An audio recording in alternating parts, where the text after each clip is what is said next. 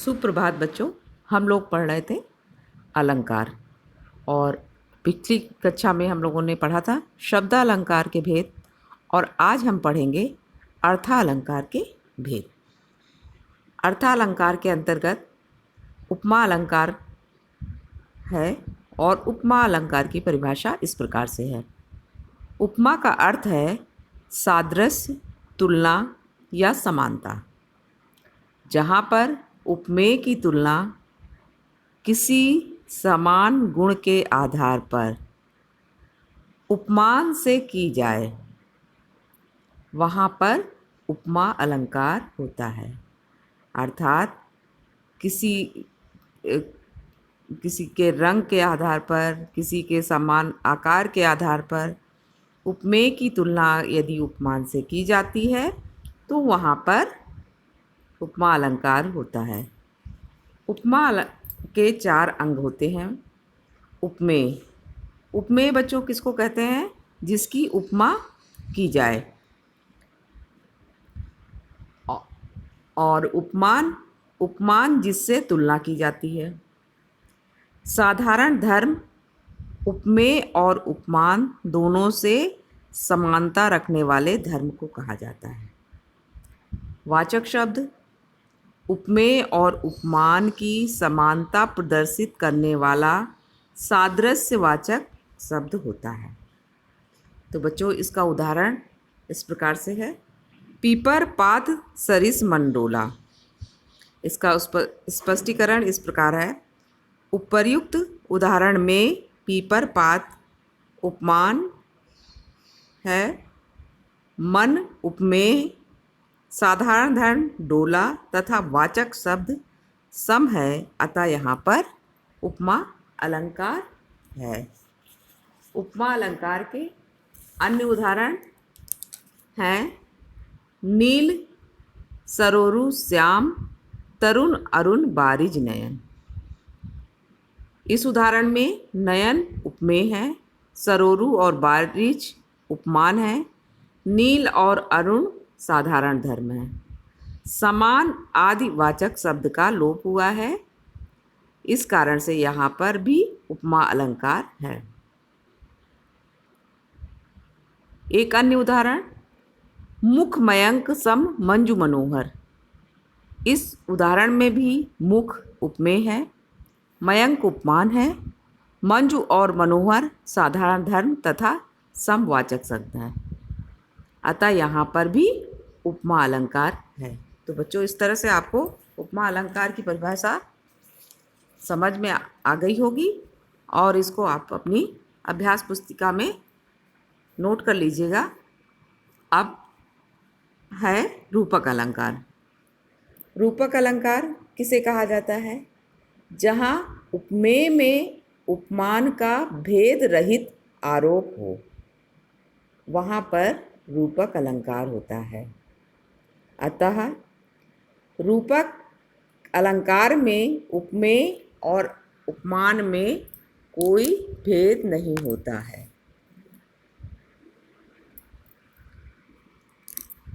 ऐसा लगता है कि उपमेय को ही उपमान समझा जा सकता है, इस तरह से इस प्रतीत होता है। तो इसका उदाहरण इस प्रकार से है। हमारे हरिहारिल की लकड़ी। इसका स्पष्टीकरण इस प्रकार से है। यहाँ पर उपमेय और उपमान में भेद करना कठिन है, इस कारण से यहाँ पर रूपक अलंकार है। अब अगला उदाहरण है रनित भृंग घंटावली, झरति दान मधुनीर, मंद मंद आवत चल्यो, कुंजर कुंज समीर। इस उदाहरण में समीर में हाथी का, भृंग में घंटे का और मकरंद में दान मध जल का आरोप है। इस प्रकार वायु के अवयवों पर हाथी का आरोप होने के कारण इन पंक्तियों में भी रूपक अलंकार है। अगला उदाहरण भी देखते हैं।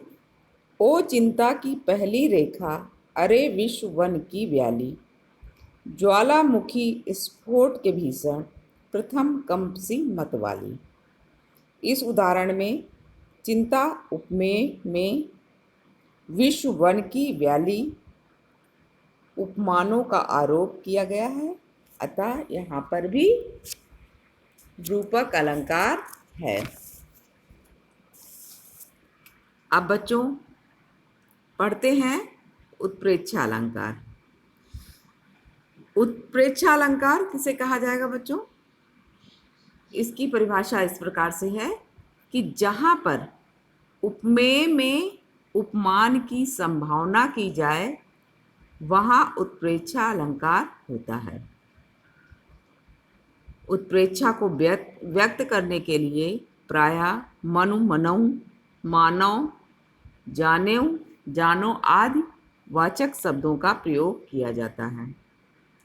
इसका उदाहरण इस प्रकार से है। सोहत ओढ़े पीतपट श्याम सलोने गात, मनो नील मणि शैल पर आतप पर्यो प्रभात। बच्चों इस उदाहरण में श्री कृष्ण के श्याम शरीर को उपमेय पर नील मणियों के पर्वत उपमान की तथा पीतपट उपमेय पर प्रभात की धूप उपमान की संभावना व्यक्त की गई है, अतः यहाँ पर उत्प्रेक्षा अलंकार है। और इसमें बच्चों मनोनील मन पर मनो वाचक शब्द का प्रयोग भी किया गया है। इसका एक अन्य उदाहरण भी देख लेते हैं। मनो विधि तन अच्छ छवि, स्वच्छ राखिबे काज, द्रगबग पौछन को करे भूषण पायन दाज। इस उदाहरण में भी हेतु आभूषण ना होने पर भी उसकी पायदान के रूप में उत्प्रेक्षा की गई है, अतः यहाँ पर भी उत्प्रेक्षा अलंकार है। एक अन्य उदाहरण भी हम देखते हैं। पुहुप सुगंध करी एहि आस, मकु हिरकाई ले हम पासा। पुष्पों के स्वाभाविक रूप से सुगंध होती है, परंतु यहाँ जायसी ने पुष्पों की सुगंध विकीर्ण होने का फल बताया है। कवि का तात्पर्य यह है कि पुष्प इसलिए सुगंध विकीर्ण करते हैं कि संभवतः पद्मावती उन्हें अपनी नासिका से लगा ले। इस प्रकार उपयुक्त उदाहरण में अफल में फल की संभावना की गई है, इस कारण से यहाँ पर भी उत्प्रेक्षा अलंकार है। अब भ्रांतिमान अलंकार। भ्रांतिमान किसे कहा जाता है? जहाँ समानता के कारण एक दूसरी वस्तु का भ्रम हो, अर्थात उपमेय में उपमान का भ्रम उत्पन्न हो जाए, वहाँ भ्रांतिमान अलंकार होता है। इसका उदाहरण इस प्रकार से है। पाए महावर देन को नाइन बैठी आए, फिर जानी महावरी एड़ी मीड़ित जाए। उपर्युक्त उदाहरण में लाल एड़ी उपमेय और महावर उपमान में लाल रंग की समानता के कारण नाइन को भ्रम उत्पन्न हो गया है। एक अन्य उदाहरण इसका और देखते हैं। नाक का मोती अधर की कांति से, बीज दाड़िम का समझ भ्रांति से, देख उसको ही हुआ सुख मौन है, सोचता अन्य सुख यह कौन है। बच्चों इस उदाहरण में भी उर्मिला की नाक के मोती को भ्रमवश अनार का दाना और उसकी नाक को दूसरा तोता समझकर भ्रमित हो जाता है, और इस कारण से यहाँ पर भ्रांतिमान अलंकार है। अब अगला अलंकार आता है संदेह। संदेह अलंकार उसको कहा जाता है जहाँ एक वस्तु के संबंध में अनेक वस्तुओं का संदेह हो और समानता के कारण अनिश्चितता की स्थिति बनी रहे। वहाँ अतः यह स्पष्ट करना संभव ना हो सके कि यह रस्सी है या सांप है। वहाँ पर संदेह अलंकार होता है। इसका उदाहरण इस प्रकार से है।